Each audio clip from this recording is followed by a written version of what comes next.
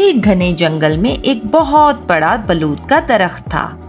اس درخت کی ایک شاخ پر ایک بوڑھا اور عقلمند الو رہتا تھا۔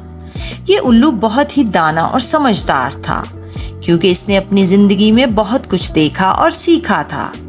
وہ دن بھر اپنے درخت کی شاخ پر بیٹھا رہتا اور جنگل میں ہونے والی ہر چھوٹی بڑی بات کا مشاہدہ کرتا تھا۔ ہر صبح جب سورج نکلتا تو الو اپنی آنکھیں کھولتا اور نیچے جنگل کی زندگی کو غور سے دیکھتا۔ وہ جانوروں کی حرکات اور سکنات کو دیکھتا، لوگوں کے آنے جانے اور ہوا میں اڑتے پرندوں کو دیکھتا۔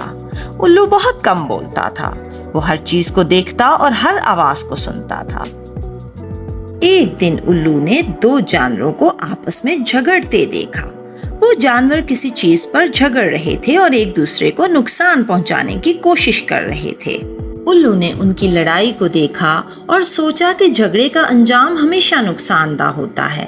اس بار بھی وہ خاموش رہا اور اپنے مشاہدے کو یاد رکھا۔ الو کی عقل مندی اور خاموشی کی وجہ سے جنگل کے دوسرے جانور اور لوگ اس کی بہت عزت کرتے تھے۔ جب بھی جنگل میں کوئی مسئلہ ہوتا یا کسی کو مشورے کی ضرورت ہوتی تو وہ الو کے پاس آتے تھے۔ وہ جانتے تھے کہ الو نے اپنی زندگی میں بہت کچھ دیکھا اور سیکھا ہے، اس لیے اس کے مشورے میں ہمیشہ گہری حکمت ہوتی ہے۔ اس کہانی سے ہمیں سبق ملتا ہے کہ ہمیں ہمیشہ زیادہ بولنے کے بجائے زیادہ سننے کی عادت ڈالنی چاہیے اور خاموش رہ کر غور سے سیکھنا چاہیے۔ اسی سے ہم زندگی میں کامیاب اور عقل مند بن سکتے ہیں۔